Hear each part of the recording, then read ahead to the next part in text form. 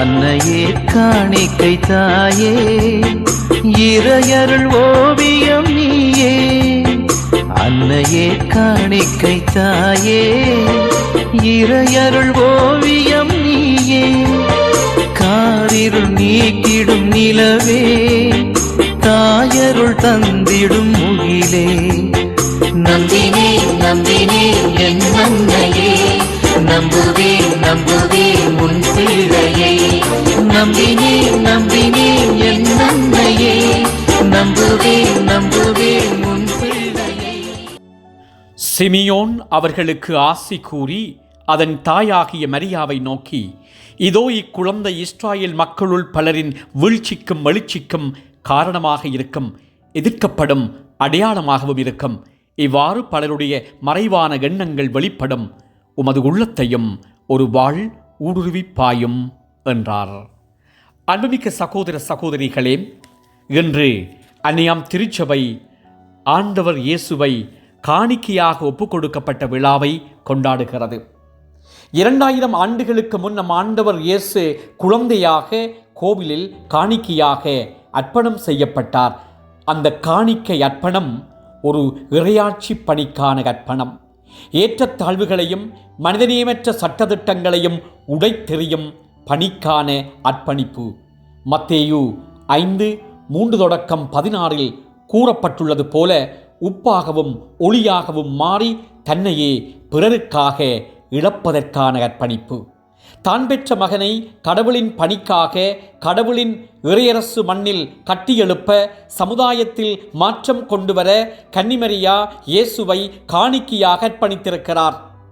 மரியாள் இயேசுவின் பணியில் சேர்ந்து எத்தனை துன்பங்களை அனுபவித்திருப்பார். அவர் நெஞ்சத்தில் எத்தனை வாட்கள் குத்தி கிழித்திருக்கும். அன்று தனது மகனை காணிக்கையாக அர்ப்பணித்தது சமுதாய மாற்றத்திற்கு தேவை என்ற அன்னையின் எண்ணம் என்று நம் பெற்றோர்களிடமும் இருக்க வேண்டும்.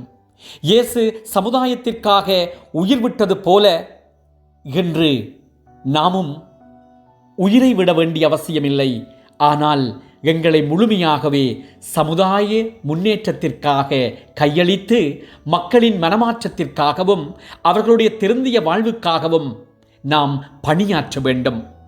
இதை நாம் ஆண்டவர் இயேசுவின் பணியின் தொடர் பணி என்பதை மனதில் கொண்டவர்களாக ஏழை எளியவர்களையும் துன்பத்தில் இருப்பவர்களையும் வேதனையின் விளிம்பில் தத்தளிப்பவர்களையும் தேடிச் சென்று அவர்களோடு இரண்டர கலந்து அவர்களையும் வாழ்வு பாதைக்கு அழைத்து வருகின்ற பொழுது இயேசுவின் பணியில் கலந்து விடுகிறோம்.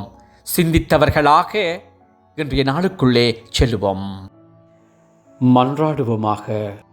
அன்பான தந்தையே இறைவா, இந்த காலை வேளையில் உம்மை போற்றி புகழுகிறோம். எங்களுடைய வாழ்க்கையிலே நீங்கள் செய்து வருகிற எல்லா விதமான நன்மைகளையும் ஒரு கணம் எண்ணி மகிழ்ந்து நன்றி சொல்லுகிறோம். ஆண்டவரே, எங்கள் ஒவ்வொருவரையும் ஆசீர்வதித்தரலாம். எங்களுடைய குடும்பங்களை ஆசீர்வதியும். குடும்பங்களுக்குள்ளே ஏற்படுகிற பிரச்சனைகள் வன்முறைகள் மத்தியிலே அமைதியையும் அன்பையும் எங்கள் ஒவ்வொருவருக்கும் பரிசாக தாரும். எங்களை சூழ எத்தனையோ தீமைகளும் நோய்களும் இயற்கை அனர்த்தங்களும் நடைபெற்று கொண்டிருக்கின்றன. இவற்றில் இருந்து எங்களுக்கு விடுதலை தாரும். வாழ்வின் பாதையை நோக்கி எங்கள் ஒவ்வொருவரையும் கரம் பற்றி வழிநடத்தும். நாம் ஒருவரை ஒருவர் நேசிக்கவும், ஒருவர் ஒருவருக்கு எங்களுடைய வாழ்வை பகிர்ந்து கொள்ளவும், மற்றவர்களோடு சேர்ந்து ஒற்றுமையையும் சகோதரத்துவத்தையும் விதைத்து உம்மோடு சேர்ந்து பயணிக்க கற்றுத்தாரும். நல்ல தந்தையே, ஆமேன், ஆமேன். அம்மாயம் அருகினில் நீ இருந்தால் 1000 சோகங்கள் கலைந்துவிடும். அம்மாயம் அருகினில் நீ இருந்தால் 1000 சோகங்கள் கலைந்துவிடும். சொல்லொன்று போதும் சுமை தீர்ந்திடும். சுகமான ராகங்கள் சுரம் பாடிடும். சொல்லொன்று போதும் சுமை தீர்ந்திடும். சுகமான ராகங்கள் சுரம் பாடிடும். சுகமான ராகங்கள் சுரம் பாடிடும். நம்பினேன் நம்பினேன் என் அன்னையே, நம்புவேன் நம்புவேன் உன் பிள்ளையை.